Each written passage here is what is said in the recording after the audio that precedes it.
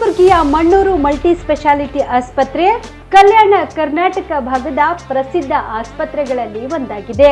Doctor Farooq Mannur ಸಾರಥ್ಯದಲ್ಲಿ ಅತ್ಯಂತ ಅನುಭವಿ ವೈದ್ಯರಿಂದ ಉತ್ತಮ ಚಿಕಿತ್ಸೆ ನೀಡಲಾಗುತ್ತಿದೆ.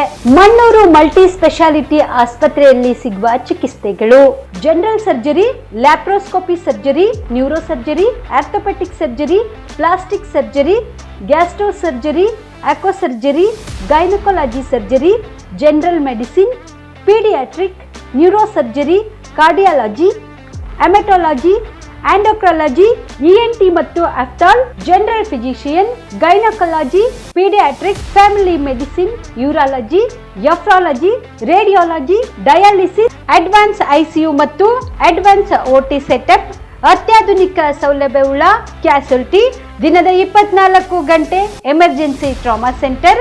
ಹೆಚ್ಚಿನ ಮಾಹಿತಿಗಾಗಿ ಸಂಪರ್ಕಿಸಿ ಬಾರಾ ಹಿಲ್ಸ್ ಸರ್ಕಲ್, ರಿಂಗ್ ರಸ್ತೆ, Kalaburagi. Phone number 9538786108. BPL ration card ಹಾಗೂ ಆಯುಷ್ಮಾನ್ ಕಾರ್ಡ್ ಫಲಾನುಭವಿಗಳಿಗೆ ಸುಜಿನಿ ಆಸ್ಪತ್ರೆಯಲ್ಲಿ ಉಚಿತ ಚಿಕಿತ್ಸೆ. ಕಲಬುರಗಿಯಲ್ಲಿ ಸ್ತ್ರೀ ರೋಗ ಹಾಗೂ ಮಕ್ಕಳ ಚಿಕಿತ್ಸೆಗಾಗಿಯೇ ಪ್ರತ್ಯೇಕ ಆಸ್ಪತ್ರೆ ಪ್ರಾರಂಭ.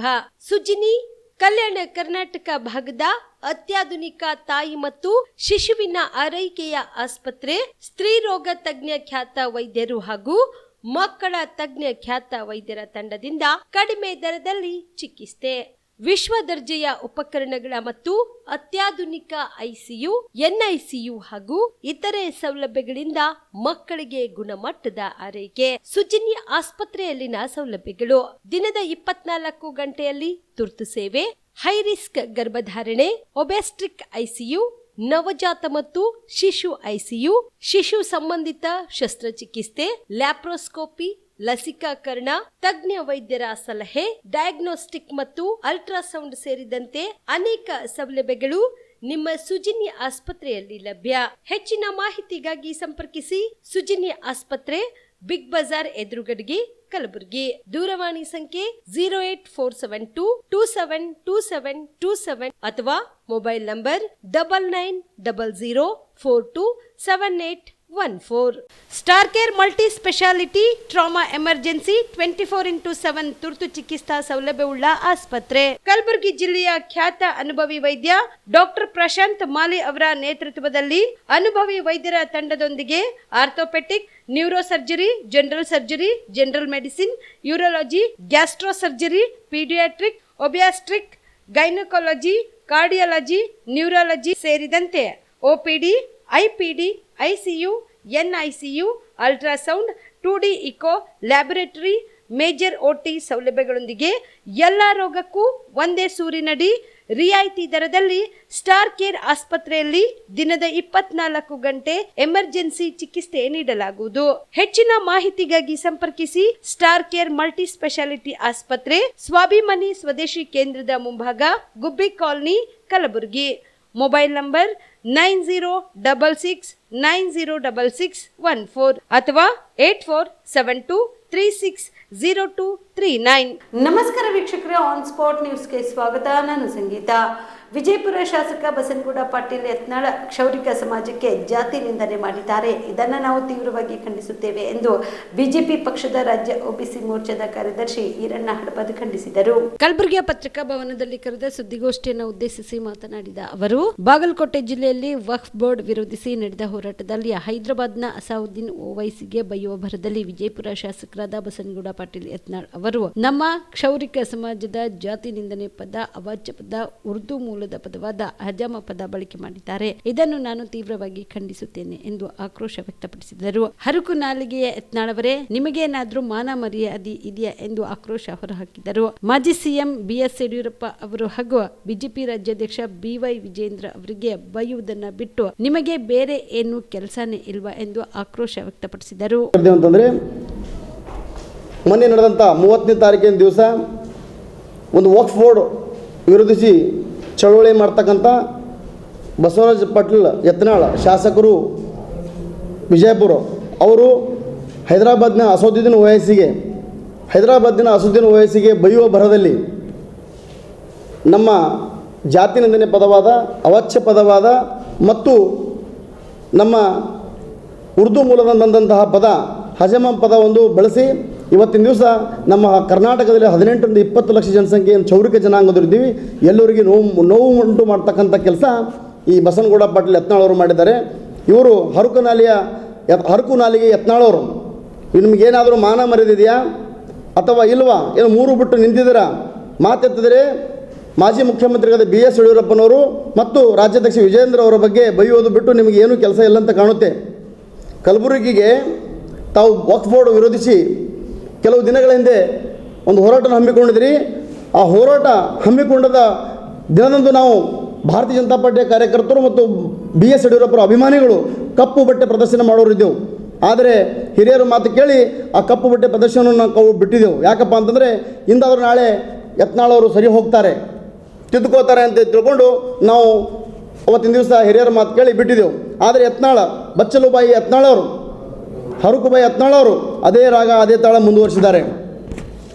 ಅದೇ ಬಾಗಲಕೋಟೆಯಲ್ಲಿ ಇವತ್ತು ಯತ್ನಾಳ್ ಅವರು ಯಡಿಯೂರಪ್ಪ ಅವರಿಗೆ ಬೈತಾರೆ, ನಮ್ಮ ರಾಜ್ಯಾಧ್ಯಕ್ಷರಿಗೆ ಬೈತಾರೆ ಮತ್ತು ಯಾವುದೋ ಜಾತಿಗೆ ಬೈತಾರೆ, ಯಾರೋ ವ್ಯಕ್ತಿಗೆ ಬೈತಾರೆ. ಆದರೆ ಇವತ್ತು ಅದೇ ಬಾಗಲಕೋಟೆಯಲ್ಲಿ ವಕ್ಫ್ ಬೋರ್ಡ್ ಹೋರಾಟದಲ್ಲಿ ವಿಶ್ವಕಂಡ ದಾರ್ಶನಿಕ ಶರಣ ವಿಶ್ವಗುರು ಮಹಾಮಾನವತೆ ಅಣ್ಣ ಬಸವಣ್ಣನವರ ಬಗ್ಗೆ ಹಗುರವಾಗಿ ಅಪಹಾಸ್ಯವಾಗಿ ಬಸವಣ್ಣನವರು ಹೊಳೆಯಲ್ಲಿ ಹಾರಿ ಆತ್ಮಹತ್ಯೆ ಮಾಡಿಕೊಂಡದೊಂದು ವಿವಾದಿತ ಹೇಳಿಕೆಯನ್ನು ಇವತ್ತು ಬಸವಣ್ಣರ ಬಗ್ಗೆ ವಿವಾದಿತ ಹೇಳಿದಂಥ ಕನಿಷ್ಠ ಕೀಳ ಮಟ್ಟದ ಒಂದು ಮಾತನ್ನು ಆಡಿದ್ದಾರೆ. ಅಂದರೆ ಅವರು ಆಲೋಚನೆಗಳು ಎಷ್ಟು ಇರಬೇಕು ಬಸವಣ್ಣರ ಬಗ್ಗೆ ಕೂಡ ಬಿಟ್ಟಿರೋರು ಅಂಥದ್ದು ಮಾತನ್ನು ಆಡಿದ್ದಾರೆ ಇವತ್ತಿನ ದಿವಸ.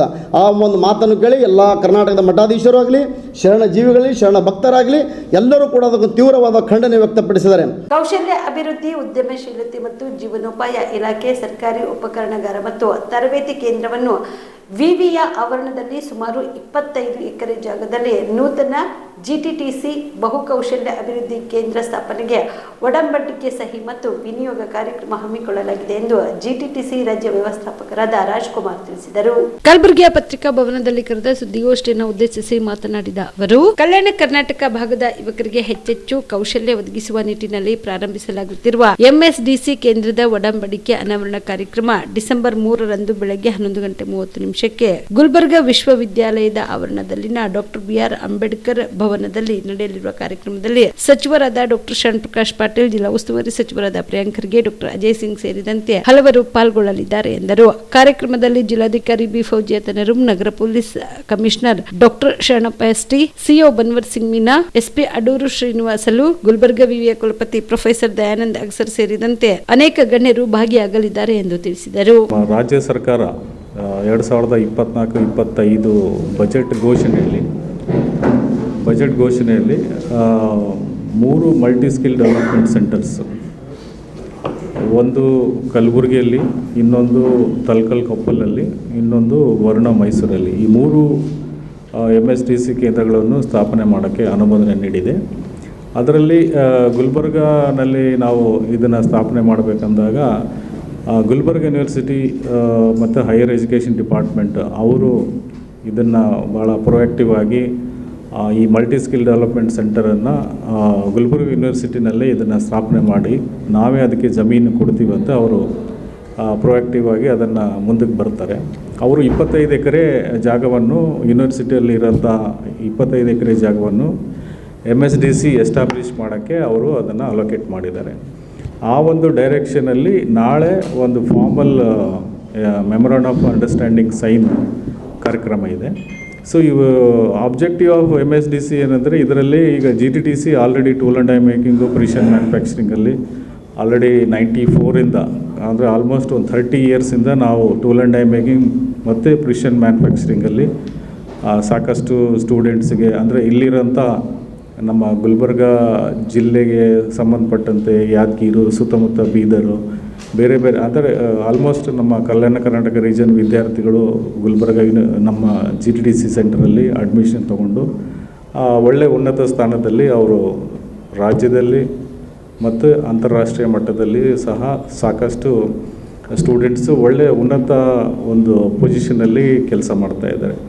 ಸೊ GTTC ಬರೀ tool and die making, precision ಮ್ಯಾನುಫ್ಯಾಕ್ಚರಿಂಗ್ಗೆ ಸೀಮಿತವಾಗಿರಬಾರ್ದು ಮತ್ತು ಎಲ್ಲ ವಿದ್ಯಾರ್ಥಿಗಳಿಗೆ ಇದೊಂದು ಅನುಕೂಲ ಆಗಬೇಕಂತ ಹೇಳ್ಬಿಟ್ಟು, ಅಂದರೆ ಒಬ್ಬ SLC ಫೇಲ್ ಆದ ವಿದ್ಯಾರ್ಥಿಯಿಂದ ಹಿಡ್ಕೊಂಡು PUC, BA, BCom, BSc, BBM, ITI, diploma, BE, MTech ಎಲ್ಲ ಸ್ಟೂಡೆಂಟ್ಸ್ಗೆ ಅವರವ್ರ ಎಜುಕೇಷನ್ಗೆ ತಕ್ಕ ಹಾಗೆ ಯಾವ ರೀತಿ ಸ್ಕಿಲ್ನನ್ನು ಅವ್ರನ್ನ ಎಜುಕೇಷನ್ ಮುಖಾಂತರನೇ ಸ್ಕಿಲ್ಲಿಂಗ್ ಇಂಟಿಗ್ರೇಟ್ ಮಾಡಿಬಿಟ್ಟು ಅವ್ರಿಗೆ ಎಂಪ್ಲಾಯಬಲ್ ಸ್ಕಿಲ್ಸ್ ಅನ್ನೋದನ್ನು ಆ ಎಂಪ್ಲಾಯಬಲ್ ಸ್ಕಿಲ್ಸನ್ನು ಕ್ವಾಲಿಟೀಸ್ನ ಹೆಚ್ಚಿಗೆ ಮಾಡಿದಲ್ಲಿ ಅವರು ಕೆಲಸ ಪಡೆಯೋಕ್ಕೆ ಅವಕಾಶಗಳಿದ್ದಾವೆ. ಟ್ರ್ಯಾಕ್ವೇ ಟೆಕ್ನಾಲಜಿ ಪ್ರೈವೇಟ್ ಲಿಮಿಟೆಡ್ ಕಂಪನಿಯು ವಾಹನ ಕಳ್ಳತನ ಪ್ರಕರಣವನ್ನು ಕಡಿಮೆ ಮಾಡಲು ಹಾಗೂ ಪೊಲೀಸ್ ಇಲಾಖೆಗೂ ಸಹಾಯ ಮಾಡಲು ಮುಂದಾಗಿದೆ ಎಂದು ಕಂಪನಿಯ ಸಿಇಒ ಗುರುರಾಜ್ ಸಾವುಕಾರ್ ತಿಳಿಸಿದರು. ಕಲಬುರಗಿಯ ಪತ್ರಿಕಾ ಭವನದಲ್ಲಿ ಕರೆದ ಸುದ್ದಿಗೋಷ್ಠಿಯನ್ನು ಉದ್ದೇಶಿಸಿ ಮಾತನಾಡಿದ ಅವರು, ಕರ್ನಾಟಕದ ನಂಬರ್ 1 GPS ಕಂಪನಿಯಾದ ಟ್ರ್ಯಾಕ್ವೇ ಟೆಕ್ನಾಲಜಿ ಪ್ರೈವೇಟ್ ಲಿಮಿಟೆಡ್ ಕಂಪನಿಯು ನಮ್ಮ ಕಲ್ಯಾಣ ಕರ್ನಾಟಕ ಭಾಗದಲ್ಲಿ ಸ್ಥಾಪನೆಯಾದ ನೂತನ ಕಂಪನಿಯಾಗಿದೆ. ಈ GPS ಕಂಪನಿಯು ವಾಹನ ಕಳ್ಳತನ ಪ್ರಕರಣವನ್ನು ಕಡಿಮೆ ಮಾಡಲು ಹಾಗೂ ಪೊಲೀಸ್ ಇಲಾಖೆಗೂ ಸಹಾಯ ಮಾಡಲು ಮುಂದಾಗಿದೆ. ಟ್ರ್ಯಾಕ್ವೇ GPS ಅಳವಡಿಸಿಕೊಳ್ಳುವುದರಿಂದ ವಾಹನ ಕಳ್ಳತನವಾದರೆ ಅದರ ನಿಖರ ಮಾಹಿತಿ ಸಿಗುತ್ತದೆ. ಟ್ರ್ಯಾಕ್ವೇ GPS ನಿಂದ ವಾಹನ ಮಾಲೀಕರು ಕಳ್ಳತನ ಭಯವಿಲ್ಲದೆ ನಿಶ್ಚಿಂತೆ ಇರಬಹುದು. ಟ್ರ್ಯಾಕ್ವೇ GPS ನಿಂದ ವಾಹನ ಕಳ್ಳತನವಾದರೆ ಅದನ್ನು ತಕ್ಷಣ ಫಾಲೋ ಮಾಡಿ ಕಳ್ಳರನ್ನು ಹಿಡಿಯಬಹುದು. ಟ್ರ್ಯಾಕ್ವೇ GPS ಕಳ್ಳತನದಿಂದ ಮುನ್ನೆಚ್ಚರಿಕೆ ವಹಿಸಲು ಸಹಾಯಕವಾಗುತ್ತದೆ ಎಂದರು. ಮೊದಲ ಬಾರಿಗೆ ಕಲ್ಯಾಣ ಕರ್ನಾಟಕದಲ್ಲಿ ನಮ್ದೊಂದು ಕಂಪನಿ ತೆಗೆದಿರೋ ಉದ್ದೇಶ ಏನು ಅಂತಂತಂದರೆ, ಇಲ್ಲಿನ ಜನ ತಂತ್ರಜ್ಞಾನದ ಬಗ್ಗೆ ಒಂದು ಸ್ವಲ್ಪ ಒಲವು ಮೂಡಲಿ ಅಂತ ಅನ್ನೋದು. ಇನ್ನೊಂದು, ಇಲ್ಲಿನ ವ್ಯವಸ್ಥೆ ಹೆಂಗಿದೆ ಅಂತಂತಂದರೆ ಕಳ್ಳತನ ಪ್ರಕರಣಗಳು ಜಾಸ್ತಿ ಆಗ್ತಿದೆ ನಮ್ಮ ಭಾಗದಲ್ಲಿ. ಹಿಂದುಳಿದ ಪ್ರದೇಶ ಅನ್ನೋದೊಂದು ಹೆಸರುವಾಸಿ ಆದರೆ ಈ ಜಾಗದಲ್ಲಿ ಕಳ್ಳತನ ಪ್ರಕರಣಗಳು ಹಾಡು ಹಗಲೇ ನಡೀತಾ ಇದ್ದಾವೆ. ಹಾಗಾಗಿ ಇಂಥ ಒಂದು ತಂತ್ರಜ್ಞಾನ ಜನರಿಗೆ ಅನುಕೂಲವಾಗಲಿ ಅಂತ ಅನ್ನೋ ಒಂದು ಉದ್ದೇಶದಿಂದ ಇಡೀ ಕರ್ನಾಟಕದಲ್ಲಿ ಯಾವುದೇ ಕಂಪ್ನಿ ಈ ಥರ ಒಂದು ಜಾಗೃತಿ ಮೂಡಿಸಿರೋದಾಗಲಿ ಅಥವಾ ಈ ಥರ ಜನರಿಗೆ ಹೇಳೋದಾಗಲಿ ಯಾವುದೂ ಮಾಡಿಲ್ಲ. ಸೊ ನಾವು ಇದುವರೆಗೂ ಏನು ಮಾಡಿದ್ವಿ ಅಂತಂದರೆ, ಸೋಷಿಯಲ್ ಮೀಡಿಯಾ ಮೂಲಕ ನಾವು ಜನರನ್ನ ಆಲ್ರೆಡಿ ತಲುಪಿದ್ದೀವಿ. ಇನ್ನೊಂದಷ್ಟು ಎಲೆಕ್ಟ್ರಾನಿಕ್ ಮೀಡಿಯಾ ಮೂಲಕ ಜನರಿಗೆ ಇನ್ನೊಂದು ಸ್ವಲ್ಪ ಅವೇರ್ನೆಸ್ ಕ್ರಿಯೇಟ್ ಮಾಡಬೇಕು ಅನ್ನೋ ಉದ್ದೇಶದಿಂದ ಈ ಪತ್ರಿಕಾಗೋಷ್ಠಿಯನ್ನು ನಾವು ಮಾಡ್ತಾಯಿದ್ದೀವಿ. ಈಗ ನಮ್ಮ ಟ್ರ್ಯಾಕ್ವೇ ಟೆಕ್ನಾಲಜಿ ಪ್ರೈವೇಟ್ ಲಿಮಿಟೆಡ್ ಕಂಪನಿಯ GPS ಅಳವಡಿಸಿರೋದ್ರಿಂದ ಜನರಿಗೆ ಏನು ಲಾಭಪ್ಪ ಅಂತ ಕೇಳಿದರೆ, ನಮ್ಮ ಟೆಕ್ನಾಲಜಿ ಯಾವ ಥರ ಇದೆ ಅಂತಂದರೆ, ನಾವು ಜನರಿಗೆ ಒಂದು ಅಪ್ಲಿಕೇಶನ್ನ ಕೊಡ್ತೀವಿ. ಯಾವ ಥರ ನಿಮ್ಗೆ ಈಗ ಸೋಷಿಯಲ್ ಮೀಡಿಯಾ ಅಪ್ಲಿಕೇಶನ್ ಬಂದಿದ್ದಾವೆ, ಇನ್ಸ್ಟಾಗ್ರಾಮ್, ವಾಟ್ಸಪ್, ಫೇಸ್ಬುಕ್ ಅಂತೇಳಿ, ಅದೇ ಥರ ನಮ್ಮದೊಂದು GPS ಒಂದು ಅಪ್ಲಿಕೇಶನ್ನ ನಾವು ಕೊಡ್ತೀವಿ. ಅದ್ರ ಜೊತೆಗೆ ಅವ್ರಿಗೆ ಒಂದು ಯೂಸರ್ ID ಪಾಸ್ವರ್ಡ್ ಕೊಡ್ತೀವಿ ಜನರಿಗೆ. ನಾವು ಜನರ ವಾಹನಗಳಿಗೆ ಏನು ಮಾಡ್ತೀವಪ್ಪ ಅಂತಂತಂದರೆ, ಒಂದು GPS ಕಿಟ್ನ ಅಳವಡಿಸ್ತೀವಿ. ಆ GPS ಕಿಟ್ ಯಾವ ಥರ ಕೆಲಸ ಮಾಡುತ್ತೆ ಅಂತಂದರೆ, ನಿಮ್ಮ ಮೊಬೈಲ್ ಅಪ್ಲಿಕೇಶನ್ನಲ್ಲಿ ನೀವು ನಿಮ್ಮ ವಾಹನ ಯಾವಾಗ ಆನ್ ಮಾಡಿದ್ದಾರೆ, ಯಾವ ಸ್ಥಳದಲ್ಲಿ ಹೋಗ್ತಾ ಇದ್ದಾರೆ, ಎಷ್ಟು ಸ್ಪೀಡಾಗಿ ಹೋಗ್ತಾ ಇದ್ದಾರೆ, ಯಾವ ಜಾಗದಲ್ಲಿ ಪಾರ್ಕಿಂಗ್ ಮಾಡಿದ್ದಾರೆ, ಈ ಎಲ್ಲ ಮಾಹಿತಿಗಳನ್ನು ನಮ್ಮ ಕಂಪ್ನಿ ಮುಖಾಂತರ ನಮ್ಮ ಅಪ್ಲಿಕೇಶನಲ್ಲಿ ನಿಮಗೆ ವಿಸಿಬಲ್ ಆಗುತ್ತೆ, ಅಂದರೆ ತೋರಿಸುತ್ತೆ. ನೀವು ಎಲ್ಲೇ ಕೂಳ್ತಿರಲಿ, ನೀವು ಮನೆಯಲ್ಲಿ ಕೂಳ್ತಿರಲಿ ಅಥವಾ ಆಫೀಸಲ್ಲಿ ಕೂಳ್ತಿರ್ತಿರ್ದ, ನಿಮ್ಮ ಬೈಕ್ ಎಲ್ಲಿದೆ, ಯಾವ ಜಾಗದಲ್ಲಿದೆ, ಯಾರಿಗಾದರೂ ಬೈಕ್ ಕೊಟ್ಟರೆ ಎಷ್ಟು ಕಿಲೋಮೀಟ್ರ್ ಹೋಗ್ತಾ ಇದೆ ಸ್ಪೀಡು, ಆಮೇಲೆ ಹೊರಗಡೆಯಿಂದ ನಿಮ್ಗೆ ಏನಾದರೂ ಕಳ್ತನ ಆದರೆ ಗಾಡಿ ಇವಾಗ ಎಲ್ಲಿ ಮೂವ್ ಆಗ್ತಾ ಇದೆ, ಎಷ್ಟು ಸ್ಪೀಡಲ್ಲಿ ಮೂವ್ ಆಗ್ತಾ ಇದೆ, ಯಾವ ಏರಿಯಾದಲ್ಲಿದೆ, ಎಲ್ಲ ಮಾಹಿತಿನೂ ನೀವು ಕುಳಿತ ಸ್ಥಳದಲ್ಲೇ ಮೊಬೈಲ್ನಲ್ಲೇ ನೋಡ್ಬೋದು. ನಾವು ಇನ್ನೊಂದು ಏನು ಮಾಡ್ತಿದ್ದೀವಿ ಅಂತಂದರೆ, ಜನರಿಗೆ ಒಂದಷ್ಟು ಡಿವೈಸ್ ಕೊಡ್ತಿದ್ದೀವಿ ಒಂದು ಗಾಡಿ ಕೂಡ್ಸೋಕ್ಕೆ. ಆ ಡಿವೈಸ್ ಜೊತೆಗೆ ನಮ್ಮ ಕಡೆಯಿಂದ ಒಂದು ಫ್ರೀಯಾಗಿ ಅವ್ರಿಗೆ ಒಂದು ಸಿಮ್ ಕಾರ್ಡ್ ಕೊಡ್ತೀವಿ. ಅದ್ರ ಜೊತೆಗೆ 1 ಇಯರ್ ಡಿವೈಸದ ಗ್ಯಾರಂಟಿಯನ್ನು ಕೊಡ್ತೀವಿ. ವ್ಯಾರಂಟಿ ಎಲ್ಲ ಗ್ಯಾರಂಟಿಯನ್ನು ಕೊಡ್ತಾ ಇದ್ದೀವಿ. 1 ವರ್ಷದೊಳಗೆ ಡಿವೈಸ್ಗೆ ಏನಾದ್ರು ಆದರೆ ಅದರ ಜವಾಬ್ದಾರಿ ನಾವೇ ತೊಗೊಂಡಿರ್ತೀವಿ ಕಂಪ್ನಿ. ಮತ್ತೊಂದು ಅದಕ್ಕೆ ಸರ್ವಿಸ್ ಕೊಟ್ಟು ರಿಪೇರಿ ಮಾಡಿಸೋದಾಗಲಿ ಅಥವಾ ಡಿವೈಸ್ ಚೇಂಜ್ ಮಾಡೋದಾಗಲಿ ಕೆಲಸನ ನಾವು ಮಾಡಿಕೊಡ್ತೀವಿ. ಇನ್ನೊಂದು ಏನಪ್ಪ ಅಂತಂದರೆ, ಜನರಿಗೆ ಫ್ರೀ ಅಪ್ಲಿಕೇಶನ್, ಅದಕ್ಕೇನು ಚಾರ್ಜ್ ಮಾಡ್ತಾಯಿಲ್ಲ. ನಾವು ಅಪ್ಲಿಕೇಶನ್ಗೋಸ್ಕರ ಏನು ಸಪ್ರೇಟ್ ಚಾರ್ಜ್ ಮಾಡ್ತಾಯಿಲ್ಲ, ಇದು ಫ್ರೀಯಾಗಿ ಮಾಡ್ತಾಯಿದ್ದೀವಿ. ಇದಲ್ಲದೆ ಏನು ಮಾಡ್ತಿದ್ದೀವಿ ಅಂತಂದರೆ, ನಮ್ಮ ಕಂಪನಿ ನಿಮಗೆ ಆ ಡಿವೈಸ್ನ 3 ತಿಂಗಳ ಪ್ಲೇಬ್ಯಾಕ್ ಕೊಡುತ್ತೆ. ಅಂದರೆ ಹೋದ ತಿಂಗಳು ನನ್ನ ಈ ಡೇಟ್ಗೆ ನನ್ನ ಗಾಡಿ ಎಲ್ಲಿದೆ, ಫಾರ್ ಎಕ್ಸಾಂಪಲ್ ಇವಾಗ ಡಿಸೆಂಬರ್ ತಿಂಗಳು, ನವೆಂಬರ್ 1ನೇ ತಾರೀಕು ನನ್ನ ಗಾಡಿ ಯಾವ್ಯಾವ ಜಾಗದಲ್ಲಿ ಓಡಾಡಿ ಬಂದಿದೆ ಅಂತ ಅನ್ನೋ ಮಾಹಿತಿನ ನಾವು ನಮ್ಮ ಅಪ್ಲಿಕೇಶನ್ ಮೂಲಕ ಜನರಿಗೆ ತೋರಿಸ್ತೀವಿ. ಆಮೇಲೆ ಇದು ಅಪ್ಲಿಕೇಶನ್ ತುಂಬ ಯೂಸರ್ ಫ್ರೆಂಡ್ಲಿ ಆಗಿದೆ. ಹಾಗಾದರೆ ನಾರ್ಮಲ್ ಜನನೂ ಇದನ್ನು ಯೂಸ್ ಮಾಡ್ಬೋದು. ಇದು ಅಪ್ಲಿಕೇಶನ್ ಯಾವ ಥರ ಅಂತಂದರೆ, ಈಗ ಹೆಂಗೆ ವಾಟ್ಸಪ್, ಫೇಸ್ಬುಕ್ ಯಾವ ಥರ ಯೂಸ್ ಮಾಡ್ತೀರೋ ಅದೇ ಥರ ಈಸಿಯಾಗಿ ಯೂಸ್ ಮಾಡ್ಬೋದು. ಒಂದೊಂದು ಆಪ್ಷನ್ ಇರುತ್ತೆ, ಆಪ್ಷನ್ ಮೇಲೆ ಕ್ಲಿಕ್ ಮಾಡಿದ್ರೆ ನಿಮಗೆ ರಿಪೋರ್ಟ್ ಬರ್ತಾ ಹೋಗುತ್ತೆ. ಆಮೇಲೆ ನಿಮ್ಗೆ 3 ತಿಂಗಳ ರಿಪೋರ್ಟ್ ಕೂಡ ನಿಮ್ಮ ಅಪ್ಲಿಕೇಶನ್ ಮೂಲಕನೇ ನೀವು ಪಡೆಯಬಹುದು. ಇದು ಪ್ಲೇಸ್ಟೋರಲ್ಲಿ ಇರುತ್ತೆ ನಮ್ಮ ಅಪ್ಲಿಕೇಶನ್ನು, ಅದನ್ನು ಹೋಗಿ ಈಸಿಯಾಗಿ ಡೌನ್ಲೋಡ್ ಮಾಡಿಕೊಂಡು ಯೂಸ್ ಮಾಡ್ಬೋದು. ಇದಲ್ಲದೆ ಕೆಲವೊಂದು ಆನ್ಲೈನ್ ಮೋಸಗಳು ನಡೀತಾ ಇದ್ದಾವೆ. ಅಂದರೆ GPS ನಾವು ಕೊಡ್ತೀವಿ, ಕಮ್ಮಿ ರೇಟಲ್ಲಿ ಕೊಡ್ತೀವಿ ಅಂಥೇಳಿ ಕೆಲವೊಂದು. ಡಿಸೆಂಬರ್ 17ರಂದು ಸಂವಿಧಾನ ಅಧಿವೇಶನದ ಸಂದರ್ಭದಲ್ಲಿ ಸಂವಿಧಾನಬದ್ಧ ಸಾಮಾಜಿಕ ನ್ಯಾಯಕ್ಕಾಗಿ ಆಗ್ರಹಿಸಿ ಹಾಗೂ ದಲಿತರಿಗೆ ಮೀಸಲಿಟ್ಟಿರುವ ಅನುದಾನ ಸಮರ್ಪಕ ಬಳಕೆಗೆ ಒತ್ತಾಯಿಸಿ ನಮ್ಮ ನಡಿಗೆ ಬೆಳಗಾವಿ ಸುವರ್ಣಸೌಧದ ಕಡೆಗೆ ಜನಜಾಗೃತಿ ಸಂಘರ್ಷ ರ್ಯಾಲಿ ಹಮ್ಮಿಕೊಳ್ಳಲಾಗಿದೆ ಎಂದು ಸಂಘಟನಾ ಸಂಚಾಲಕ ಭೀಮರಾಯ್ ಸಿಂದಿಗೇರಿ ತಿಳಿಸಿದರು. ಕಲಬುರಗಿಯ ಪತ್ರಿಕಾ ಭವನದಲ್ಲಿ ಕರೆದ ಸುದ್ದಿಗೋಷ್ಠಿಯನ್ನು ಉದ್ದೇಶಿಸಿ ಮಾತನಾಡಿದ ಅವರು, ದಲಿತರ ಅಭಿವೃದ್ಧಿಗಾಗಿ ಮೀಸಲಿಟ್ಟಿರುವ ಎಸ್ಸಿಪಿ ಟಿಎಸ್ಪಿ ಅನುದಾನವನ್ನು ಅನ್ಯ ಯೋಜನೆಗಳಿಗೆ ಬಳಸದೆ ದಲಿತರ ಅಭಿವೃದ್ಧಿಗಾಗಿ ಬಳಸಬೇಕು ಹಾಗೂ ನಿರ್ಲಕ್ಷ್ಯ ತೋರುವ ಅಧಿಕಾರಿಗಳ ವಿರುದ್ಧ ಕೂಡಲೇ ಕ್ರಮ ಜರುಗಿಸಬೇಕು. ಈಗಾಗಲೇ ಅನ್ವಯ ಯೋಜನೆಗಳಿಗೆ ಬಳಸಿರುವ ಅನುದಾನವನ್ನು ಕೂಡಲೇ ವಾಪಸ್ ತರಬೇಕು. ಕಲಬುರಗಿ ಜಿಲ್ಲೆಯ ಸನ್ನತಿ ಅಭಿವೃದ್ಧಿ ಪ್ರಾಧಿಕಾರದ ಯೋಜನೆಯನ್ನು ಆಂಧ್ರದ ಬುದ್ಧವನ ಮಾದರಿಯಲ್ಲಿ ಸುಮಾರು 200 ಎಕರೆ ಪ್ರದೇಶದಲ್ಲಿ ಸಮಗ್ರವಾಗಿ ಅಭಿವೃದ್ಧಿಪಡಿಸಿ ಜಾಗತಿಕ ಮಟ್ಟದ ಪ್ರವಾಸಿ ತಾಣವನ್ನಾಗಿ ಮಾಡಲು 500 ಕೋಟಿ ಅನುದಾನ ಬಿಡುಗಡೆ ಮಾಡಬೇಕು. ರಾಜ್ಯದ ಪ್ರತಿ ಜಿಲ್ಲೆಗಳಲ್ಲಿ ಬುದ್ಧ ವಿಹಾರ ನಿರ್ಮಾಣ ಮಾಡಲು ಸರ್ಕಾರದ ವತಿಯಿಂದ ತಲಾ 10 ಎಕರೆ ಜಮೀನು ಮಂಜೂರು ಮಾಡಬೇಕು ಹಾಗೂ ಸಾಮ್ರಾಟ್ ಅಶೋಕ್ ಜಯಂತಿಯನ್ನು ಸರ್ಕಾರದ ವತಿಯಿಂದ ಆಚರಿಸಬೇಕು ಸೇರಿದಂತೆ ತಮ್ಮ 10 ಹಲವು ಬೇಡಿಕೆಗಳನ್ನು ಈಡೇರಿಸಬೇಕು ಎಂದು ಆಗ್ರಹಿಸಿ ಡಿಸೆಂಬರ್ 17ರಂದು ನಮ್ಮ ನಡಿಗೆ ಬೆಳಗಾವಿ ಸುವರ್ಣಸೌಧದ ಕಡೆಗೆ ಜನಜಾಗೃತಿ ಸಂಘರ್ಷ ರ್ಯಾಲಿ ಪ್ರತಿಭಟನೆ ಹಮ್ಮಿಕೊಳ್ಳಲಾಗಿದೆ ಎಂದು ತಿಳಿಸಿದರು. ಚಳಿಗಾಲದ ಅಧಿವೇಶನದಲ್ಲಿ ಬೆಳಗಾವಿಯಲ್ಲಿ ನಮ್ಮ ಸಂಘಟನೆಯಿಂದ ಸುಮಾರು ಒಂದು 5,000 ಜನಸಂಖ್ಯೆಯನ್ನು ಸೇರಿಸಿ ಅಲ್ಲಿ ಪ್ರತಿಭಟನೆ ಮಾಡಲಾಗುತ್ತಿದೆ. ಏಕೆಂದರೆ ನಮ್ಮ ಹಕ್ಕುಹಿತಗಳು ಈ ಮೇಲಿನಾಗೆ ನಮ್ಮ ಜಿಲ್ಲಾ ಸಂಚಾಲಕರು ಈಗಾಗಲೇ ತಿಳಿಸಿದ್ದಾರೆ. ಕಲಬುರಗಿ ಜಿಲ್ಲೆ ಸನ್ನತಿ ಪ್ರಾಧಿಕಾರದ ಯೋಜನೆ ಆಂಧ್ರದ ಬುದ್ಧನ ಮಾದರಿಯಲ್ಲಿ ಸುಮಾರು 200 ಎಕರೆ ಪ್ರದೇಶದಲ್ಲಿ ಸಮಗ್ರವಾಗಿ ಅಭಿವೃದ್ಧಿಪಡಿಸಿ ಜಾಗತಿಕ ಮಟ್ಟದ ಪ್ರವಾಸಿ ತಾಣವನ್ನಾಗಿ ಮಾಡಲು 500 ಕೋಟಿ ಅನುದಾನವನ್ನು ಬಿಡುಗಡೆ ಮಾಡಬೇಕಂತ ನಮ್ಮ ಮೊದಲನೇ ಮನವಿ. ಆಮೇಲೆ ರಾಜ್ಯದ ಪ್ರತಿ ಜಿಲ್ಲೆಗಳಲ್ಲಿ ಬುದ್ಧ ವಿಹಾರದ ನಿರ್ಮಾಣ ಮಾಡಲು ಸರ್ಕಾರದ ವತಿಯಿಂದ ತಲಾ 10 ಎಕರೆ ಜಮೀನು ಮಂಜೂರು ಮಾಡಬೇಕು ಮತ್ತು ಸಾಮ್ರಾಟ್ ಅಶೋಕ ಜಯಂತಿಯನ್ನು ಸರ್ಕಾರದ ವತಿಯಿಂದ ಆಚರಿಸಬೇಕು. ಪ್ರತಿನಿತ್ಯ ದಲಿತರ ಮೇಲೆ ದೌರ್ಜನ್ಯ, ದಬ್ಬಾಳಿಕೆ, ಅತ್ಯಾಚಾರ, ಕೊಲೆ, ಬಹಿಷ್ಕಾರದಂಥ ಕಾರಣಗಳು ನಡೆಯುತ್ತಿರುವುದರಿಂದ ಕೊಪ್ಪಳ ಜಿಲ್ಲೆಯಲ್ಲಿ ಅಸ್ಪೃಶ್ಯತೆ ಆಚರಣೆ, ಯಾದಗಿರಿ ಜಿಲ್ಲೆಯಲ್ಲಿ ಅಸ್ಪೃಶ್ಯತೆ ಆಚರಣೆ ಜಿಲ್ಲೆ ಎಂದು ಘೋಷಣೆ ಮಾಡಬೇಕು. ಹಾಗೂ ಸಮಾಜ ಕಲ್ಯಾಣ ಇಲಾಖೆಯ ವತಿಯಿಂದ ಪ್ರತಿ ಹಳ್ಳಿಯಲ್ಲಿ ವಾರಕ್ಕೊಮ್ಮೆ ದಲಿತರ ಕ್ಷೌರ ಮಾಡಲು ವ್ಯವಸ್ಥೆ ಮಾಡಿ ಕ್ರಮ ಕೈಗೊಳ್ಳಬೇಕು.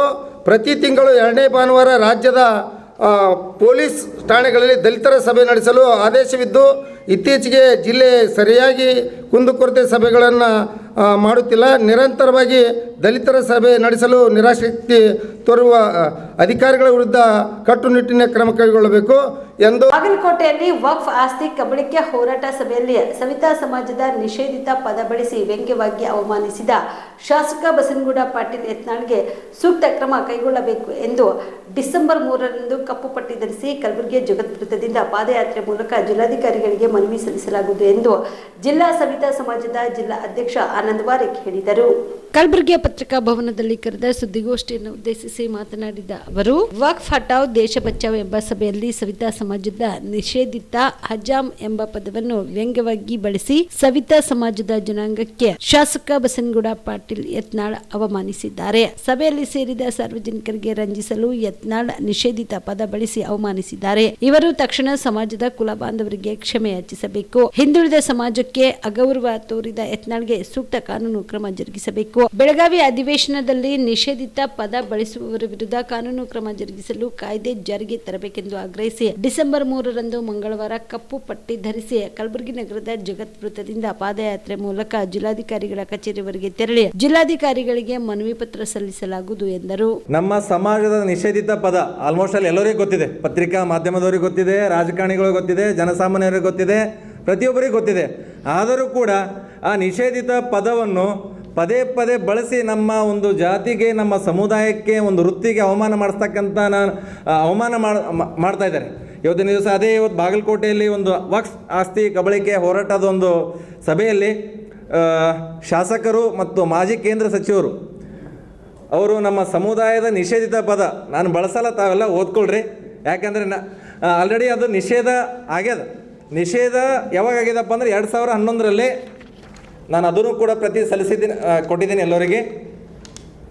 ಆದರೂ ಕೂಡ ಪದೇ ಪದೇ ನಿಂದನೆ ಮಾಡಿ ವ್ಯಂಗ್ಯವಾಗಿ ಅದೊಂದು ವ್ಯಂಗ್ಯವಾಗಿ ಸಭೆಯಲ್ಲಿ ಅವರ ಒಂದು ಬಾಯಿ ಚಪ್ಪಲಕ್ಕೆ ಅಂದ್ರೇನು, ಅವರ ಒಂದು ಸಾರ್ವಜನಿಕರಿಗೆ ಖುಷಿ ಪಡಿಸೋಕ್ಕೆ, ಚಪ್ಪಾಳೆ ಬಾರಿಸೋಕ್ಕೆ ಇದೊಂದು ಶಬ್ದ ಬಳಸಿ ನಮಗೆ ಅವಮಾನ ಮಾಡ್ತಾ ಇದ್ದಾರೆ. ನಾವು ಕೂಡ ಹಿಂದೂ ಧರ್ಮದವರೇ, ಒಂದು ಹಿಂದೂ ಧರ್ಮದ ಹಿಂದುಳಿದ ಸಮುದಾಯವನ್ನು ಈ ಥರ ಅವರು ಅವಮಾನಿಸೋಕ್ಕೆ ನಾವು ಖಂಡಿಸ್ತೀವಿ. ಯಾಕಂತಂದರೆ ಇವತ್ತಿನ ದಿವಸ ಛತ್ರಪತಿ ಶಿವಾಜಿ ಮಹಾರಾಜರ ಅಂಗರಕ್ಷಕ, ಆಪ್ತ ರಕ್ಷಕ, ಜೀವರಕ್ಷಕ ಯಾರಪ್ಪ ಅಂದರೆ ಜೀವಾಜಿ ಮಹಾಲೆ. ಇವತ್ತು ಅವರು ಕೂಡ ಒಂದು ಕ್ಷೌರಿಕ ಸಮುದಾಯದವರು, ಸವಿತಾ ಸಮುದಾಯದವರು. ನವಂದ ವಂಶಸ್ಥರು ಮಹಾಪದ್ಮಾನಂದ ಅವರು ಕೂಡ ಸವಿತಾ ಸಮುದಾಯದವರು.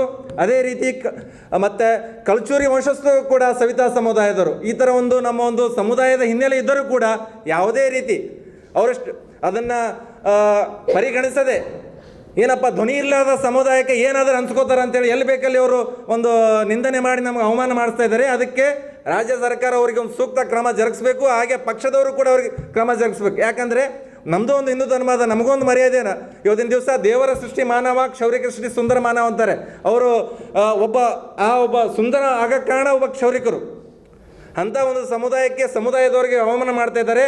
ಅವರಿಗೆ ನಾವು ಸರ್ಕಾರ ಸೂಕ್ತ ಕ್ರಮ ಜರುಗಿಸಬೇಕು. ಅದೇ ರೀತಿಯಾಗಿ ನಾವು ನಾಳೆ ದಿವಸ ಇಲ್ಲಿ ಜಗತ್ ವೃತ್ತದಿಂದ ನಾವು ಕಪ್ಪು ಬಟ್ಟೆ ಧರಿಸಿ DC ಅವರಿಗೆ ಮನವಿ ಸಲ್ಲಿಸ್ತೀವಿ. ಯಾಕಂದರೆ ಇದು ಇವತ್ತಿನ ದಿವಸ ನಮ್ಮ ಕಾಯ್ದೆ ಜಾರಿಗೆ ಆಗಲಿಲ್ಲಪ್ಪ ಅಂದರೆ ಬೆಳಗಾವಿ ಅಧಿವೇಶನದಲ್ಲಿ ದೊಡ್ಡ ಮಟ್ಟದ ಪ್ರತಿಭಟನೆ ಮಾಡ್ತೀವಿ ನಾವು. ಯಾಕಂದರೆ ಇದು ನಾವು ಆಲ್ರೆಡಿ ಇಷ್ಟು ದಿವಸ ಪ್ರತಿ ಸಲನೂ ನಾವು ರಾಜ್ಯ ಸರ್ಕಾರಕ್ಕೆ ಯಾವುದೇ ಸರ್ಕಾರ ಬರಲಿ ನಾವು ಮನೆಗೆ ಕೊಟ್ಕೋತ ಬಂದೀವಿ, ನಮಗೊಂದು ಕಾಯ್ದೆ ರಚನೆ ಮಾಡಿರಿ ಅಂತೇಳಿ. ಅದಕ್ಕೆ ಯಾವ ಸರ್ಕಾರವೂ ಕೂಡ ಅದನ್ನು ತಲೆ ಕೆಡಿಸ್ಕೊತಾ ಇಲ್ಲ. ಅದೇ ರೀತಿಯಾಗಿ ಇದೊಂದು ಆಂಧ್ರ ಪ್ರದೇಶದ ಒಂದು ಜಾರಿಯಾಗಿದೆ. ಆಂಧ್ರ ಪ್ರದೇಶದಲ್ಲಿ ಒಂದು ಕಾಯ್ದೆ ಜಾರಿಯಾಗಿದೆ, ಜಾತಿ ನಿಂದನೆ ಕಾಯ್ದೆ. ಯಾರು ಇದು ಮಾಡ್ತಾರೆ ಅವರಿಗೆ ಒಂದು ಶಿಕ್ಷೆ ಗುರಿ ಹಾಕಿ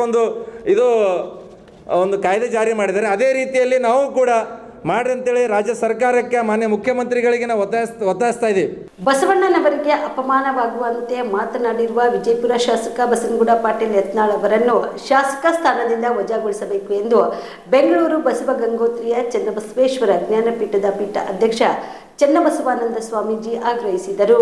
ಈ ಕುರಿತು ಬೀದರ್ನಲ್ಲಿ ಕರೆದ ಪತ್ರಿಕಾಗೋಷ್ಠಿಯನ್ನು ಉದ್ದೇಶಿಸಿ ಮಾತನಾಡಿದ ಅವರು, ಯತ್ನಾಳ್ ಅವರು ಬಸವಣ್ಣನವರು ಹೊಳ್ಳಾಗ ಹಾರಿದ್ರು ಎಂಬ ಹೇಳಿಕೆ ನೀಡಿ ಬಸವಣ್ಣನವರು ಹಾಗೂ ಅವರ ಅನುಯಾಯಿಗಳಿಗೆ ಅಪಮಾನ ಮಾಡಿದ್ದಾರೆ. ಈ ರೀತಿಯಾದ ಮತಿಭ್ರಮಣೆ ಹೇಳಿಕೆಯಿಂದ ಕೂಡಲೇ ಅವರು ಕ್ಷಮೆಯಾಚಿಸಬೇಕು. ಅವರನ್ನು ಶಾಸಕ ಸ್ಥಾನದಿಂದ ವಜಾಗೊಳಿಸುವಂತೆ ಆಗ್ರಹಿಸಿ ಡಿಸೆಂಬರ್ 3ರಂದು ಪ್ರತಿಭಟನೆ ನಡೆಸಿ ವಿಧಾನಸಭೆಯ ಸ್ಪೀಕರ್ಗೆ ಮನವಿ ಪತ್ರ ಸಲ್ಲಿಸಲಾಗುವುದು ಎಂದು ತಿಳಿಸಿದರು. ನಾನೇ ಬಸವಣ್ಣ, ನಾನೇಕೆ ಕ್ಷಮೆ ಕೇಳಬೇಕು ಎಂಬ ಅಹಂಕಾರದ ಮಾತುಗಳನ್ನು ಯತ್ನಾಳ್ ಆಡಿದ್ದಾರೆ. ಯತ್ನಾಳ್ ಅವರಿಗೆ ಅಧಿಕಾರದ ಪಿತ್ತ ನೆತ್ತಿಗೆ ಇರುವುದಕ್ಕೆ ಇದೇ ಸಾಕ್ಷಿ ಎಂದರು. ನಾನು ವಿಷಾದ ವ್ಯಕ್ತಪಡಿಸುವ ಪ್ರಶ್ನೆನೇ ಇಲ್ಲ, ನಾನು ಕ್ಷಮೆನೂ ಕೇಳಲ್ಲ ಅಂತ ಹೇಳಿದರು. ಇನ್ನೂ ಒಂದು ಅನಾಹುತದ ಹೇಳಿಕೆ ಏನಂದ್ರೆ, ನಾನೇ ಬಸವಣ್ಣದ್ದೀನಿ ಅಂತ ಹೇಳ. ನಾನೇ ಬಸವಣ್ಣಿದ್ದು ನಾನು ಯಾಕೆ ಕ್ಷಮೆ ಕೇಳಬೇಕು ಅಂತ ಹೇಳ್ತಾರೆ. ಇವರು ಅವ್ವಪ್ಪ ಬರೀ ಬಸವಣ್ಣನ ಹೆಸರು ಇಟ್ಟಿದ್ದಕ್ಕಾಗಿ ಬಸವನಗೌಡ ಅಂತ ಹೆಸರು ಇಟ್ಟಿದ್ದಕ್ಕೆ ಬಸವಣ್ಣ ಆಗ್ಲಿಕ್ಕೆ ಬರಲ್ಲ. ದೇವರಾಗಬಹುದು ಆದರೆ ಬಸವಣ್ಣನಾಗಲು ಬಾರದು ಅಂತ ಹೇಳಿ ಶರಣ ಹೇಳ್ತಾರೆ. ಅದು ನಾನೇ ಬಸವಣ್ಣಿದ್ದೀನಿ ಅಂತ ಅನ್ನುವಂತ ಒಂದು ಅಧಿಕಾರದ ಪಿತ್ತ, ಹಣದ ಒಂದು ಮದ, ಅಧಿಕಾರದ ಮದ, ಆ ಪಿತ್ತ ಇವರಿಗೆ ನತ್ತಿಗೇರಿದೆ. ಅದಕ್ಕಾಗಿ ಈ ರೀತಿ ಅವರು ವಿನಾಶಕಾಲ ವಿಪರೀತ ಬುದ್ಧಿ ಅಂದಂಗ ಈ ವಿನಾಶಕಾಲ ಅವರಿಗೆ ಸಮೀಪದ ಅಂತ ಕಾಣಿಸ್ತದೆ. ಅದಕ್ಕಾಗಿ ಇಂತಹ ದುರಹಂಕಾರದ ಮಾತುಗಳನ್ನ ಆಡೋದು ಬಿಟ್ಟು ಆ ಒಂದು ಬಸವನಗೌಡ ಪಾಟೀಲ್ ಯತ್ನಾಳ್ ಅವ್ರಿಗೆ ಬಸವನಗೌಡ ಅಂತ ಹೇಳಕ್ಕೆ ನಮಗ ನಾಚಿಕೆ ಬರ್ತದೆ. ಅದಕ್ಕಾಗಿ ನಾವು ಆ ಯತ್ನಾಳ್ ಗೌಡ ಕ್ಷಮೆ ಕೇಳಬೇಕು ಅಂತ ಹೇಳಿ ನಾವು ಆಗ್ರಹಿಸ್ತಾ ಇದ್ದೀವಿ.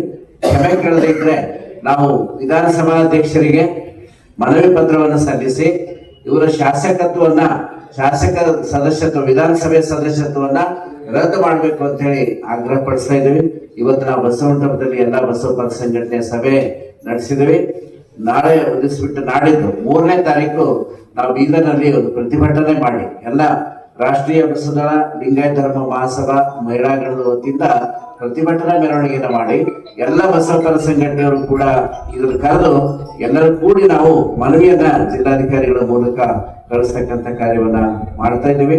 ಅದಕ್ಕಾಗಿ ಕೂಡಲೇ ಯತ್ನಾಳ್ ಅವರು ಈ ಬಗ್ಗೆ ಕ್ಷಮೆಯನ್ನ ಕೇಳಬೇಕು. ಸಾರ್ವಜನಿಕವಾಗಿ ಕ್ಷಮೆ ಕೇಳಿ ಕರ್ನಾಟಕದ ಸಾಂಸ್ಕೃತಿಕ ನಾಯಕರಾದಂತಹ ಬಸವಣ್ಣವ್ರ ಬಗ್ಗೆ ಈ ರೀತಿ ಯಾವುದೇ ತಳಗುಳಿಲ್ಲದ ಆಧಾರ ಇಲ್ಲದೇ ಮಾತಾಡಿ ಅವ್ರು ಹೊಳೆ ಹಾರಿದ್ರು ಅನ್ನುವಂತ ಒಂದು ಇತಿಹಾಸ ಇಲ್ಲದೆ ಇರ್ತಕ್ಕಂತಹ ಒಂದು ಮಾತುಗಳನ್ನ ಖಗೋಳ ಕಲ್ಪಿತ ಮಾತುಗಳನ್ನ ಹೇಳಿ ಆ ವಿಶ್ವಗುರು ಬಸವಣ್ಣನಿಗೆ ಅವಮಾನ ಮಾಡಿದ್ದಾರೆ. ಅವ್ರ ಕ್ಷಮೆ ಕೇಳಬೇಕು. ನಾವು 3ನೇ ತಾರೀಕು ಪ್ರತಿಭಟನೆ ಮಾಡಿ ಅವರ ಶಾಸಕತ್ವ ವಜಾ ಮಾಡ್ಬೇಕು ಅಂತ ಹೇಳಿ ಆಗ್ರಹಿಸಿದ್ದೀವಿ. ಅದಕ್ಕಾಗಿ ಎಲ್ಲ ಬಸವ ಭಕ್ತರು 3ನೇ ತಾರೀಕು ಬಸವ ಮಂಟಪದಿಂದ ಜಿಲ್ಲಾಧಿಕಾರಿಗಳ ಕಚೇರಿವರೆಗೆ ನಾವು ಪ್ರತಿಭಟನೆ ಮೆರವಣಿಗೆಯನ್ನ ಮಾಡಿ ಜಿಲ್ಲಾಧಿಕಾರಿಗಳ ಮೂಲಕ ಮನವಿ ಕೊಡ್ತೀವಿ. ಎಲ್ಲ ಬಸವಪರ ಸಂಘಟನೆಗಳು ಇದರಲ್ಲಿ ಪಾಲ್ಗೊಳ್ಬೇಕು ಅಂತ ಹೇಳಿ ಎಲ್ಲರಿಗೂ ನಾವು ಕರೆ ಕೊಡಲಿಕ್ಕೆ ಇಷ್ಟಪಡ್ತೇವೆ. ರಾಜ್ಯದ ರಾಜಕಾರಣ ಹದಗೆಟ್ಟು ಹೋಗಿದೆ. ಬಿಜೆಪಿಯವರು ಇಷ್ಟು ದಿನ ರಾಮನ ಹೆಸರು ಮೇಲೆ ಮತ ಕೇಳ್ತಾ ಇದ್ರು, ಇಷ್ಟು ದಿನ ರಾಮ ಅಂತ ಹೇಳ್ತಿದ್ರು. ಇದೀಗ ಸಾಬರ ಹೆಸರಿನಲ್ಲಿ ಮತ ಕೇಳ್ತಾ ಇದ್ದಾರೆ.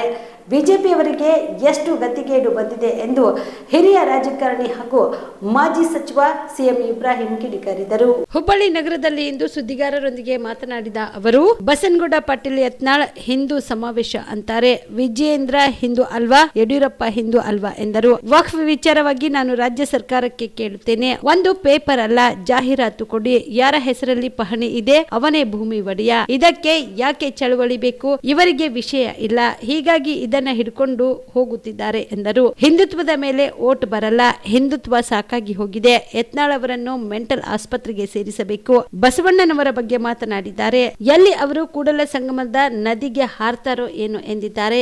ಯತ್ನಾಳ್ ಮೊದಲು ಬಸವ ತತ್ವ ಕಲೆಯಲ್ಲಿ, ಸಾಣೆಹಳ್ಳಿಗೆ ಹೋಗಿ ರಾಗೆ ಮುದ್ದಿ ತಿಂದು ಬಸವ ತತ್ವ ಕಲಿಯಿರಿ ಎಂದರು. ವಕ್ಫ್ ಅಂದ್ರೆ ಏನು? ವಕ್ಫ್ ಆಕ್ಟ್ ಮಾಡಿದ್ದು ಕಾಂಗ್ರೆಸ್ ಅಲ್ಲ, ಅದನ್ನ ಮಾಡಿದ್ದು ಬ್ರಿಟಿಷರು. ಯಾವ ಆಸ್ತಿಯನ್ನು ವಕ್ಫ್ ಎಂದು ಹೇಳಲು ಆಗಲ್ಲ, ಅದಕ್ಕೆ ಅವರದೇ ಆದ ನಿಯಮ ಇದೆ ಎಂದರು. Yallappa Kundagol, on spot news, Hubballi. ಈಗ ರಾಜಕಾರಣ ಹೊಲಸೆದ್ದು ಹೋಗ್ಯದ. ಬಿಜೆಪಿಯವರು ಇಷ್ಟು ದಿವಸ ರಾಮನ ಹೆಸರು ಓಟ್ ಕೇಳಿದ್ರು. ಅವ್ರ ಗದಿಗೇಡು ಏನು ಬಂದಿದೆ ಅಂದರೆ ಈಗ ಅವ್ರಿಗೆ ರಾಮನೂ ಇಲ್ಲ, ಯಾವುದೂ ಇಲ್ಲ, ಸಾಬರ ಹೆಸರು ಹೇಳಿ ಹೊಂಟಾರ. ಎಂಥ ಕೆಟ್ಟ ಪರಿಸ್ಥಿತಿ ಅವ್ರಿಗೆ ಬಂದುಬಿಡ್ತು. ನಮ್ಮನ್ನು ಇಟ್ಕೊಂಡು ರಾಮನ್ನ ಇಟ್ಕೊಂಡು ಓಟ್ ಕೇಳ್ತಿದ್ರಿ, ನಮ್ಮನ್ನು ಇಟ್ಕೊಂಡು ಓಟ್ ಕೇಳ್ತೀರಿ, ನಾಚಿಕೆ ಆಗಲ್ಲ ನಿಮಗೆ? ಇವತ್ತು ಯತ್ನಾಳ್ ರಾಘವೇಂದ್ರನ ಗಲಾಟೆ, ವಿಜೇಂದ್ರ ರಾಘವೇಂದ್ರ ಎಲ್ಲರೂ ಒಂದೇ ಕುಟುಂಬ ಇರ್ತಾರೆ. ಹಿಂದೂ ಸಮಾವೇಶ, ರಾಘವೇಂದ್ರ ಹಿಂದೂ ಅಲ್ಲೇನು? ವಿಜೇಂದ್ರ ಹಿಂದೂ ಅಲ್ಲ, ಯಡಿಯೂರಪ್ಪ ಹಿಂದೂ ಅಲ್ಲ. ಯಾಕಡೆ ಹೊಂಟಿರಿ ನೀವು? ವಕ್ಫು ರಾಜ್ಯ ಸರ್ಕಾರಕ್ಕೆ ಹೇಳ್ತೀನಿ ನಾನು, ನೀವು ಹಿಂದೆನೂ ಕೂಡ ಸ್ಪಷ್ಟಪಡಿಸಿದ್ದೀರಿ. ಒಂದು ದೊಡ್ಡ ಪೇಪರಲ್ಲಿ ಜಾಹೀರಾತು ಕೊಟ್ಟುಬಿಡ್ರಿ, ಯಾರ ಹೆಸರಿಗೆ ಪಾಣಿ ಇದೆ ಅವನೇ ಭೂ ಒಡೆಯ. ಇದ್ರಾಗ ಯಾವ ಚಳವಳಿನೂ ಬೇಕಾಗಿಲ್ಲ, ಯಾವುದೂ ಇಲ್ಲ. ತಹಸೀಲ್ದಾರರು ಜಿಲ್ಲಾಧಿಕಾರಿಗಳು ಎನ್ಕ್ವೈರಿ ಮಾಡಿ ಪಾಣಿ ಇತ್ತು ಅಂದರೆ ಅವನಿಗೆ ಮಾಲೀಕತ್ವ ಸಿಗತ್ತೆ. ಇದಕ್ಕೆ ಯಾಕೆ ಚಳವಳಿ ಬೇಕು? ಇವರಿಗೆ ಸಬ್ಜೆಕ್ಟ್ ಇಲ್ಲದೆ ಇರೋದ್ರಿಂದ ಇವತ್ತು ಇದನ್ನು ಹಿಡ್ಕೊಂಡು ಹೊಂಟಿದ್ದಾರೆ. ಬಿ ಜೆ ಪಿಯವ್ರಿಗೆ ಸಬ್ಜೆಕ್ಟ್ ಕೊಡ್ತೀನಿ. ಪ್ರಹ್ಲಾದ್ ಜೋಶಿ ಅವರೇ, ತಾವು ಹೇಳಿದ್ರೆ ನನಗೆ ಶಿಗ್ಗಾವಿಯಲ್ಲಿ ಮುಸ್ಲಿಮ್ಸ್ ನಿಲ್ಲಿಸಿರೋದ್ರಿಂದ ಸೋತೀವಿ ಅಂತ. ನೀವಿನ್ನು ಹಿಂದುತ್ವ ಮಾಡೋದ್ರಿಂದ ಓಟ್ ಬರುತ್ತೆ ಅಂತ ತಿಳ್ಕೊಬೇಡಿ, ನೀವು ಮುಗಿದೋಯ್ತದು. ಜನಕ್ಕೆ ಬರೀ ಒಣಗಿದ ದೋಸೆ ತಿಂದು ತಿಂದು ತಿಂದು ತಿಂದು ಹಿಂದುತ್ವ ಹಿಂದುತ್ವ ಹಿಂದುತ್ವ ಸಾಕಾಗ್ಯದ. ಸಬ್ಜೆಕ್ಟ್ನಾಗ ಬರ್ರಿ, ನಿಮಗೂ ಒಳ್ಳೇದಾಕತ್ತೆ, ರಾಜ್ಯಕ್ಕೆ ಒಳ್ಳೇದಾಕತ್ತೆ. ಮಹದಾಯಿ ಯೋಜನೆ, ಎಸ್, ದಾವಣಗೆರೆಯಲ್ಲಿ ಅದೇ ಸಬ್ಜೆಕ್ಟ್ ತಗೊಳ್ರಿ. ಯತ್ನಾಳ್ ಫಸ್ಟ್ 4.25 ಲಕ್ಷ ಕೋಟಿ ರೂಪಾಯಿ ನಾವು ಟ್ಯಾಕ್ಸ್ ಕೊಡ್ತಾಯಿದ್ದೀವಿ. ಬರೀ 50,000 ಅಷ್ಟೇ ನಮಗೆ ವಾಪಸ್ ಬರ್ತದ. ಈ 4 ಲಕ್ಷ ನಮಗೆ ಬರ್ಬೇಕು ನಮ್ಮ ಪಾಲು. ಅಟ್ಲೀಸ್ಟ್ 50% ಆದರೂ ಕೊಡ್ರಿ. ಕೇಳ್ರಲ್ಲ, ನೀವು 26 ಜನ MP ಇದ್ದೀರಿ. ಇದನ್ನು ಬಿಟ್ಬಿಟ್ಟು ನೀವು ವಕ್ಫು ವಕ್ಫು ವಕ್ಫ್ ಏನು? ವಕ್ಫಿನ ಬಗ್ಗೆ 10 ಸಲ ಹೇಳಿದ್ದೀನಿ ನಾನು. ವಕ್ಫ್ ಆ್ಯಕ್ಟ್ ಮಾಡಿದ್ದು ಕಾಂಗ್ರೆಸ್ನವರಲ್ಲ, 1913ನೇ ಇಸ್ವಿಯಲ್ಲಿ ಬ್ರಿಟಿಷರು ಮಾಡಿದ್ದದು. ವಕ್ಫ್ ಅಂದ್ರೆ ಏನು? ಈಗ ನನ್ನ ಆಸ್ತಿ ನಾನು ವಕ್ಫ್ ಕೊಟ್ಟೆ ಅಂತ ಹೇಳಿದ್ರೆ ತಹಸೀಲ್ದಾರ್ ಅದರ ಮೇಲೆ ರೆಕಾರ್ಡ್ ಬಿಲ್ಡ್ ಮಾಡಬೇಕು, ಜಿಲ್ಲಾಧಿಕಾರಿಗೆ ಕಳಿಸ್ಬೇಕು. ಜಿಲ್ಲಾಧಿಕಾರಿ ಸರ್ಕಾರಕ್ಕೆ ಕಳಿಸಿ 1 ವರ್ಷ ಆದಮೇಲೆ ಅದು ವಕ್ಫ್ ಆಗತ್ತೆ. ವಕ್ಫ್ ಹೋಗ್ಬಿಟ್ಟು ಇದು ಆಸ್ತಿ ನಮ್ಮದು ಅಂತ ವಕ್ಫಿಗೆ ಹೇಳೋ ಅಧಿಕಾರ ಇಲ್ಲ. ಯಾವ ಆಸ್ತಿನ ಬೇಕಾದ್ರೂ ವಕ್ಫ್ ಅದ ಅಂತ ಹೇಳೋ ಅಧಿಕಾರ ಇಲ್ಲ. ಹುಚ್ಚು ಪಾಪ ಮಂತ್ರಿ ಲೋಕ್ ಅದಾಲತ್ ಅಂತ ಮಾಡಕ್ಕೆ ಹೋಗಿ ಉಡುಪಿಯ ಪೇಜಾವರ ಮಠದ ವಿಶ್ವಪ್ರಸನ್ನ ತೀರ್ಥ ಶ್ರೀ ವಿರುದ್ಧ ಕಾನೂನು ಕ್ರಮ ಕೈಗೊಳ್ಳಬೇಕೆಂದು ಆಗ್ರಹಿಸಿ ವಿಜಯಪುರ ನಗರದಲ್ಲಿ ಭೀಮ್ ಆರ್ಮಿಯ ಕರ್ನಾಟಕ ಏಕತಾ ಮಿಷನ್ ವಿಜಯಪುರ ಜಿಲ್ಲಾ ಸಮಿತಿ ವತಿಯಿಂದ ಜಿಲ್ಲಾಧಿಕಾರಿಗಳ ಕಚೇರಿ ಮುಂದೆ ಪ್ರತಿಭಟನೆ ನಡೆಸಲಾಯಿತು. ನಮ್ಮನ್ನು ಗೌರವಿಸುವ ಸಂವಿಧಾನ ಬರಲಿ ಎಂದು ಹೇಳಿಕೆ ನೀಡಿರುವ ಮೂಲಕ ಈಗಿರುವ ಶ್ರೇಷ್ಠ ಸಂವಿಧಾನಕ್ಕೆ ಅಗೌರವ ಸೂಚಿಸಿರುವ ಉಡುಪಿಯ ಪೇಜಾವರ ಮಠದ ವಿಶ್ವಪ್ರಸನ್ನ ತೀರ್ಥ ಶ್ರೀ ವಿರುದ್ಧ ಕಾನೂನು ಕ್ರಮ ಕೈಗೊಳ್ಳಬೇಕು ಎಂದು ಪ್ರತಿಭಟನಾಕಾರರು ಆಗ್ರಹಿಸಿದರು. Shashi on spot news Vijayapura.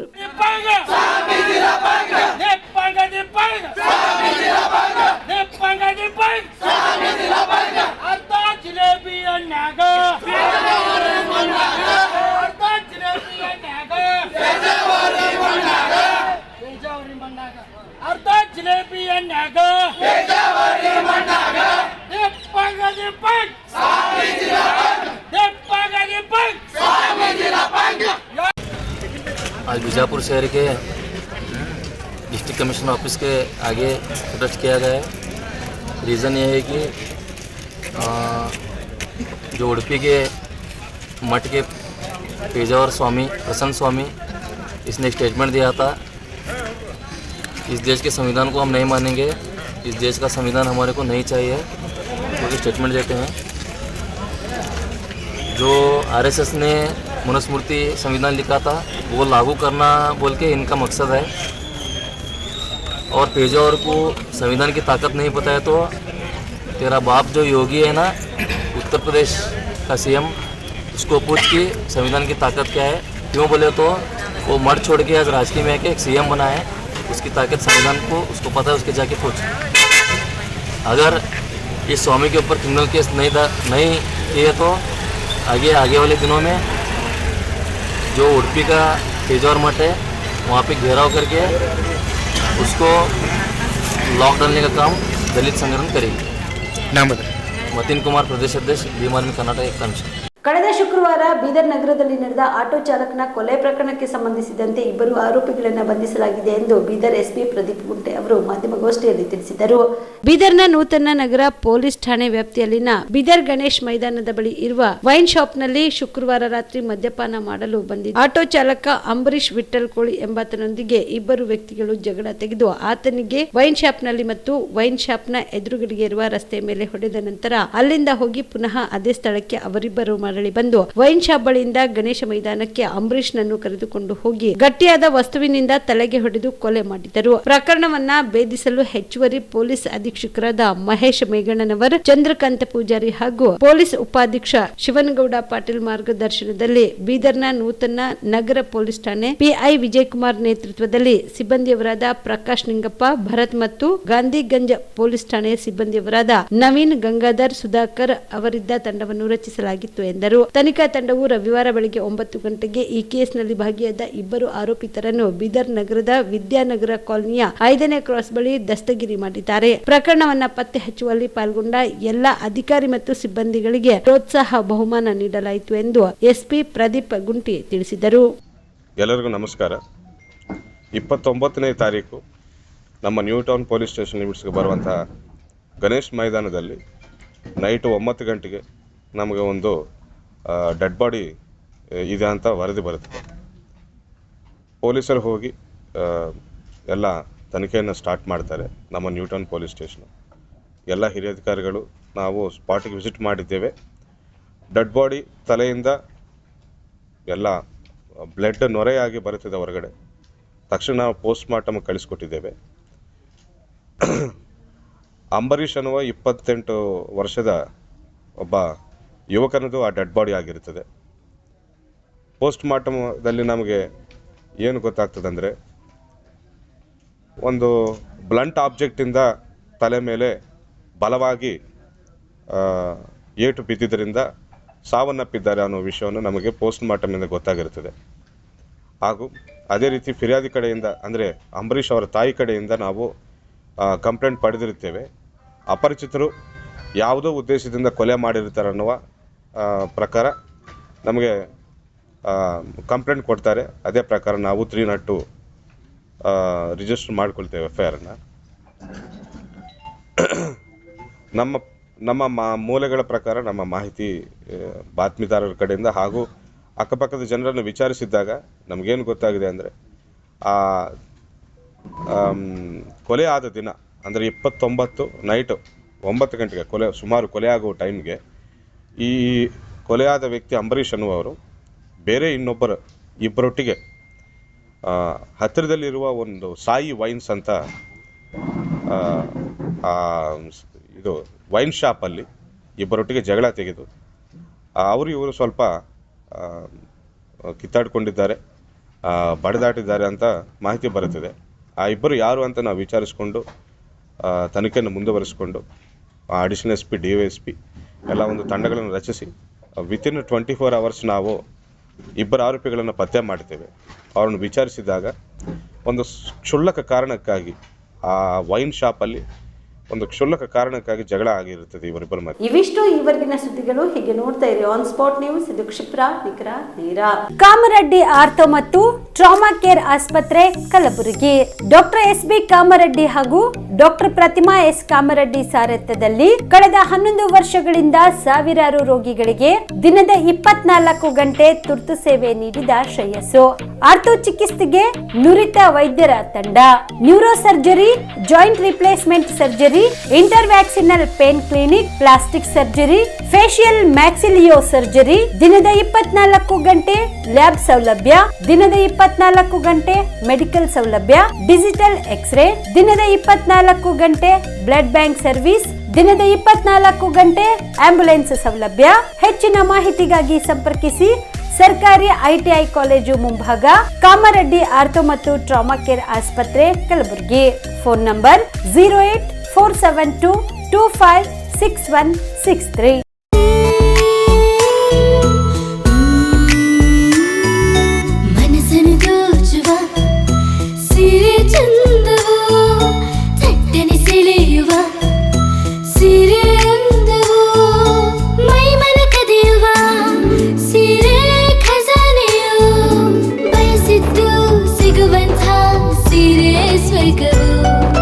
ಮದುವೆಯ ಸಂಭ್ರಮದ ಚಿತ್ತಾರದ ಸೀರೆಗಳು, ಶುಭದ ಕಾರ್ಯದಿ ಬಣ್ಣಗಳ ನರ್ತನ, ವಿಧ ವಿಧ ಸಂಗ್ರಹದಿ ಮನವನ್ನು ಅಪಹರಿಸೋ ವಿಜಯಲಕ್ಷ್ಮಿ ಸಿಲ್ಕ್ಸ್ಗೆ ಸರಸಾಟಿಯಲ್ಲಿದೆ. Vijayalakshmi silks, Vijayalakshmi silks. ಗುಲ್ಬರ್ಗ ಜಿಲ್ಲೆಯಲ್ಲಿಯೇ ಮಹಿಳೆಯರ ಮತ್ತು ಮಕ್ಕಳ ವಸ್ತ್ರಗಳ ಏಕೈಕ ಅತಿ ದೊಡ್ಡ showroom Vijayalakshmi silks, city centre mall, super market road, Gulbarga. ನಿಮ್ಮ ಮನೆಯಲ್ಲಿ ಮದುವೆ ಇದೆಯಾ? ಮದುಮಗ ಸೇರಿದಂತೆ ಸಂಬಂಧಿಕರಿಗೆ, ಸ್ನೇಹಿತರಿಗೆ ಬಟ್ಟೆ ಖರೀದಿ ಮಾಡೋದಿದೆಯಾ? 10 ಅಂಗಡಿಗೆ ಹೋಗಿ ಬಟ್ಟೆ ಹುಡುಕುವ ಬದಲು ಎಲ್ಲಾ ರೀತಿಯ ಹಬ್ಬಗಳ, ಮದುವೆ, ಶುಭ ಸಮಾರಂಭ ಸೇರಿದಂತೆ ಎಲ್ಲಾ ರೀತಿಯ ಬಟ್ಟೆಗಳು ಇದೀಗ ಒಂದೇ ಸೂರಿನಡಿಯಲ್ಲಿ ಕಲ್ಪಿಸಿದ್ದಾರೆ. ಹಾಗಾದ್ರೆ ಚಿಂತೆ ಬಿಡಿ. ನಿಮ್ಮ ಕಲಬುರಗಿಯಲ್ಲಿ ಮೀರಾ ಮೆನ್ಸ್ ಅವೆನ್ಯೂ ಪುರುಷರ ಬಟ್ಟೆಗಳಿರುವ ಬೃಹತ್ ಶೋರೂಮ್ ಪ್ರಾರಂಭಿಸಿದ್ದಾರೆ. ಇಲ್ಲಿ Manyavar, Blackberry, Jack and Jones, Rare Rabbit, Spykar, Indian Terrain, Arrow, Mufti, US Polo ಸೇರಿದಂತೆ ಎಲ್ಲ ರೀತಿಯ ಬ್ರಾಂಡೆಡ್ ಬಟ್ಟೆಗಳು ಇಲ್ಲಿ ಲಭ್ಯ. ಇನ್ನೊಂದು ವಿಶೇಷ ಏನೆಂದ್ರೆ ಮದುಮಗನಿಗೆ ಹಾಗೂ ಸಂಬಂಧಿಕರಿಗೆ ಮದುವೆಗೆ ಬೇಕಾದ ಎಲ್ಲ ರೀತಿಯ ಬಟ್ಟೆ, ಸೂಟ್, ಶೇರ್ವಾನಿ, ಜೋಧ್ಪುರಿ, ಬ್ಲೇಸರ್, ಪೇಟಾ, ಶೂಸ್ ಸೇರಿದಂತೆ ಎಲ್ಲ ರೀತಿಯ ವಸ್ತುಗಳು ಇಲ್ಲಿ ರಿಯಾಯಿತಿ ದರದಲ್ಲಿ ಲಭ್ಯ. ಮತ್ತೆ ತಡ, ಹಿಂದೆ ಭೇಟಿ ನೀಡಿ. ಕಲ್ಯಾಣ ಕರ್ನಾಟಕದ ಬೃಹತ್ ಬಟ್ಟೆ showroom Meera men's avenue, Lahoti petrol bunk ಮುಂಭಾಗ, ತಿಮ್ಮಾಪುರಿಗೆ ಹೋಗುವ ರಸ್ತೆ, ಕಲಬುರಗಿ. ಹೆಚ್ಚಿನ ಮಾಹಿತಿಗಾಗಿ ಸಂಪರ್ಕಿಸಿ 9916745499.